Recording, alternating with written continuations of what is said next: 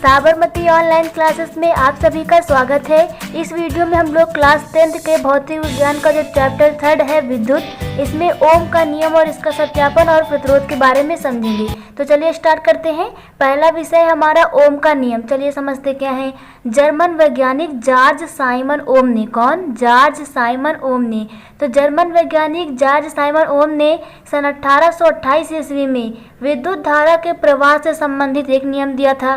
किससे संबंधित? विद्युत धारा के। तो विद्युत धारा के प्रवाह से संबंधित एक नियम दिया था जिसे हम लोग ओम का नियम कहते हैं। ओम के नियम के अनुसार क्या है?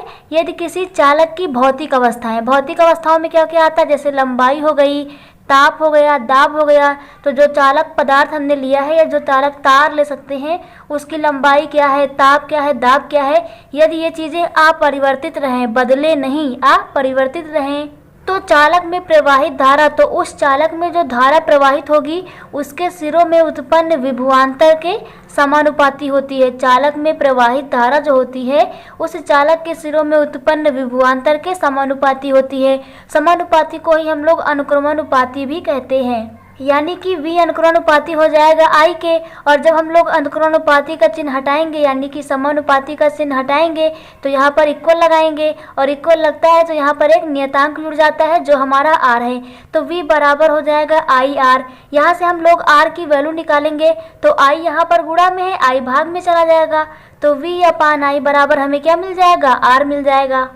जहाँ पर ये R क्या है? R एक नियतांक है, इसे हम लोग प्रतिरोध कहते हैं। तो ये है हमारे ओम का नियम का फॉर्मूला। ये कई बार एक नंबर में पूछा गया है और V/I बराबर R दिया रहता है, कभी कभी V बराबर IR दिया रहता है। तो ये है ओम का नियम। क्या है कि यदि किसी चालक की भौतिक अवस्थाएं जैसे ताप, दाब, क्षेत्रफल में कोई परिवर्तन न किया जाए, ताप, दाब, क्षेत्रफल, लंबाई में कोई परिवर्तन न किया जाए, तो चालक के सिरों में जो प्रवाहित धारा है उसमें उत्पन्न विभवांतर के समानुपाती हो जाती है। चलिए ओम के नियम का सत्यापन देखते हैं। ओम का नियम जो है सभी चालकों के लिए सत्य नहीं है, सभी चालकों के लिए सत्य नहीं है, केवल धातु चालकों के लिए ही सत्य है। किसके लिए? धातु चालकों के लिए सत्य है। जो चालक ओम के नियम का पालन करते हैं उन्हें हम लोग कहते हैं ओमीय चालक, या फिर उन्हें हम लोग रेखीय चालक कहते हैं। यदि परिपथ में लगाए गए विभवांतर, जो हम लोग परिपथ बनाएंगे उस परिपथ में विभवांतर V और चालक में प्रवाहित धारा I, विभवांतर V और चालक में प्रवाहित धारा कौन सी? I के बीच हम लोग एक ग्राफ खींचे तो एक सरल रेखा आनी चाहिए। यानी कि यदि हम लोग विभवांतर और विद्युत धारा के बीच ग्राफ खींचे तो वो एक सरल रेखा आनी चाहिए, और यदि सरल रेखा आ गई तो ओम के नियम का सत्यापन हो जाएगा। तो ओम के नियम का सत्यापन करने के लिए हम लोग क्या प्रूव करेंगे कि हमारी जो है विभवांतर और धारा के बीच जो ग्राफ है वो एक सरल रेखा आ जाए। तो चलिए स्टार्ट करते हैं। सरल रेखा को सत्यापित करने के लिए क्या करेंगे हम लोग? एक बैटरी, अमीटर, धारा नियंत्रक व प्रतिरोध तार को श्रेणी क्रम में जोड़ते हैं। किस क्रम में जोड़ते हैं? श्रेणी क्रम में। तो नेक्स्ट वीडियो में हम लोग समझेंगे कि श्रेणी क्रम और समांतर क्रम संयोजन क्या होता है। प्रतिरोध तार के सिरों के बीच एक वोल्ट मीटर लगा देते हैं। प्रतिरोध तार के बीच क्या करते हैं? एक वोल्ट मीटर लगा देते हैं। कुंजी के लगाते ही पूरे परिपथ में विद्युत धारा प्रवाहित होने लगती है, यानी इसमें कुंजी लगी होती है, और जैसे ही हम लोग कुंजी को लगाते हैं यानी जोड़ देते हैं, तार जुड़ जाता है तो उसमें विद्युत धारा प्रवाहित होने लगती है। इसमें एक धारा नियंत्रक भी लगा होता है जिसे हम लोग RH कहते हैं। RH द्वारा परिपथ में प्रवाहित धारा को हम लोग क्या करते हैं? नियंत्रित करते हैं, इसीलिए RH को हम लोग धारा नियंत्रक कहते हैं।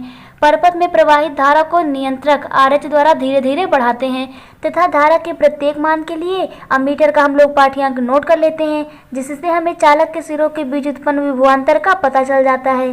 तो इसमें हम लोग करते क्या है कि श्रेणी क्रम संयोजन का जो हमारा परिपथ है इसमें जैसे ही हम लोग कुंजी के लगा देते हैं वैसे ही पूरे परिपथ में धारा प्रवाहित होने लगती है, और इस धारा प्रवाहित को हम लोग धारा नियंत्रक के द्वारा घटा या बढ़ा लेते हैं, और बार बार घटाने या बढ़ाने पर चालक के सिरों के बीच जो विभवांतर है ये भी बदलता रहता है। तो इसका पाठ्यांक हम लोग बार बार नोट कर लेते हैं, जिससे हमें विभवांतर का पता चल जाता है। इस प्रकार हम लोग मापे गए जो विद्युत धारा है और विभवांतर है, इन दोनों के मानों का अनुपात निकाल लेते हैं, यानी कि V/I का हम लोग पता कर लेते हैं। ग्राफ बनाने के लिए हम लोग करते क्या है? जो विभवांतर है V, इसे हम लोग x अक्ष पर दर्शाते हैं, और जो विद्युत धारा है I, इसे हम लोग y अक्ष पर दर्शाते हैं। दर्शाने के बाद हम लोग देखते हैं कि जो विभवांतर है तथा धारा के बीच जो ग्राफ खींचा जाता है वो एक सीधी रेखा आती है। क्या आती है? एक सरल रेखा प्राप्त होती है। इस सरल रेखी ग्राफ से ओम के नियम की पुष्टि होती है, यानी कि V/I का हम लोग मान निकालते हैं तो वो एक नियतांक आता है। अतः प्रवाहित विद्युत धारा जो होती है विभवांतर के समानुपाती होती है और यही हमारा ओम का नियम है। फिगर में आप लोगों को विभवांतर तथा विद्युत धारा के बीच ग्राफ दिख रहा होगा, जहाँ पर V/I का मान जो है वो नियतांक आया है, जिसे हम लोग R कहते हैं, यानी कि प्रतिरोध कहते हैं। चलिए हम लोग समझते हैं कि प्रतिरोध क्या होता है। प्रतिरोध जो होता है ये एक प्रकार का रुकावट होता है, किसी चालक का वह गुण जिसके कारण जो विद्युत धारा के प्रवाह में अवरोध यानी कि बाधा उत्पन्न करता है, तो चालक का प्रतिरोध अथवा विद्युत प्रतिरोध कहलाता है। प्रतिरोध को हम लोग R से प्रदर्शित करते हैं। ये बराबर होता है विभवांतर अपान धारा। प्रतिरोध बराबर क्या होता है? विभवांतर अपान धारा। इसे हम लोग ओम के नियम से ही निकालते हैं। ओम का नियम क्या था? V/I/R। तो यहाँ से हम लोग प्रतिरोध की परिभाषा निकालेंगे तो विभवांतर तथा विद्युत धारा का अनुपात ही हमारा प्रतिरोध कहलाता है। इसका मात्रक देखते हैं तो प्रतिरोध का मात्रक निकालेंगे हम लोग, तो विभवांतर का मात्रक हो जाएगा वोल्ट और विद्युत धारा का मात्रक क्या हो जाएगा? एम्पियर। तो हमारा प्रतिरोध का मात्रक क्या आ जाएगा? वोल्ट प्रति एम्पियर, या फिर इसे हम लोग ओम भी कहते हैं। यहीं पर हम लोग नोट पॉइंट भी देखते हैं कि 1 मेगा ओम बराबर होता है 10⁶ ओम के। मेगा है तो कितना हो जाएगा? 10⁶ ओम के। और माइक्रो का मतलब और कम होता है तो -6 हो जाएगा। 1 मेगा ओम बराबर होता है 10⁶ ओम के और 1 माइक्रो ओम होता है 10⁻⁻6 ओम के। अगला नोट पॉइंट देखते हैं हम लोग कि चालक का प्रतिरोध जो होता है, चालक का प्रतिरोध चालक की लंबाई, उसकी मोटाई तथा जो पदार्थ है, चालक पदार्थ की जो प्रकृति है तथा ताप पर निर्भर करता है। चालक का जो प्रतिरोध होता है वो उसकी लंबाई, मोटाई, पदार्थ की जो प्रकृति होती है और उसके ताप पर निर्भर करता है। प्रतिरोध की हम लोग एक सेकंड परिभाषा भी लिख सकते हैं कि किसी चालक का जो प्रतिरोध होता है R होता है चालक की लंबाई L के अनुकरणुपाती होता है। चालक का प्रतिरोध जो होता है वो चालक की लंबाई के अनुकरणुपाती यानी कि समानुपाती होता है और उसके क्षेत्रफल के व्युत्क्रमानुपाती होता है। तो इन दोनों को मिलाकर जब हम फार्मूला बनाएंगे तो हमारा क्या आ जाएगा? R अनुकरणुपाती हो जाएगा L/A के। यहाँ से हम लोग R लिखेंगे तो यहाँ पर हमें नियतांक जोड़ना पड़ेगा, तो हमने रो जोड़ा, रो L/A हो जाएगा। तो यहाँ से हमारे पास फार्मूला आ जाएगा, रो बराबर हो जाएगा RA/L। रो को हम लोग बोलते हैं विशिष्ट प्रतिरोध। क्या बोलते हैं? विशिष्ट प्रतिरोध। चलिए हम लोग विशिष्ट प्रतिरोध की परिभाषा देखते हैं। किसी पदार्थ का जो विशिष्ट प्रतिरोध होता है उस पदार्थ के 1 मीटर लंबे व 1 मीटर स्क्वायर अनुप्रस्थ काट क्षेत्रफल वाले तार के प्रतिरोध के बराबर होता है। यानी हम लोग जो तार लेंगे, कोई ऐसा तार ले जिसका प्रतिरोध जो हो उसमें उसकी लंबाई जो हो 1 मीटर हो जाए, यानी लंबाई की जगह पे हम लोग 1 मीटर रख दें और क्षेत्रफल जो है 1 मीटर स्क्वायर रख दें, यानी L बराबर हम लोग 1 रख दें और क्षेत्रफल A की जगह पर हम लोग 1 रख दें। तो यहाँ से हमें क्या मिल जाएगा कि रो बराबर हो जाएगा R के। यानी कि जो हमारा विशिष्ट प्रतिरोध होता है ये किसी ऐसे तार के प्रतिरोध के बराबर होगा जिसकी लंबाई 1 मीटर हो और जिसका क्षेत्रफल क्या हो? 1 मीटर स्क्वायर हो। तो ये है हमारी विशिष्ट प्रतिरोध की परिभाषा। चलिए विशिष्ट प्रतिरोध का मात्रक देखते हैं। विशिष्ट प्रतिरोध का मात्रक होता है ओम मीटर। क्या होता है? ओम मीटर होता है या फिर ओम सेंटीमीटर होता है। मीटर को हम लोग सेंटीमीटर में भी चेंज कर सकते हैं। नोट पॉइंट देखते हैं।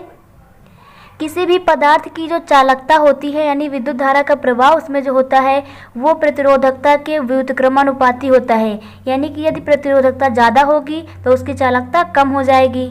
उदाहरण के रूप में देखें, जैसे चांदी की प्रतिरोधकता जो होती है 1.60 × 10⁻⁻8 ओम मीटर सबसे कम होती है। चांदी की प्रतिरोधकता क्या है? सबसे कम होती है, यानी कि चांदी का चालकता सबसे अधिक हो जाएगी। इसीलिए सबसे अधिक विद्युत धारा का प्रवाह किसमें होता है? चांदी में होता है। सबसे अधिक विद्युत धारा का प्रवाह चांदी में होता है।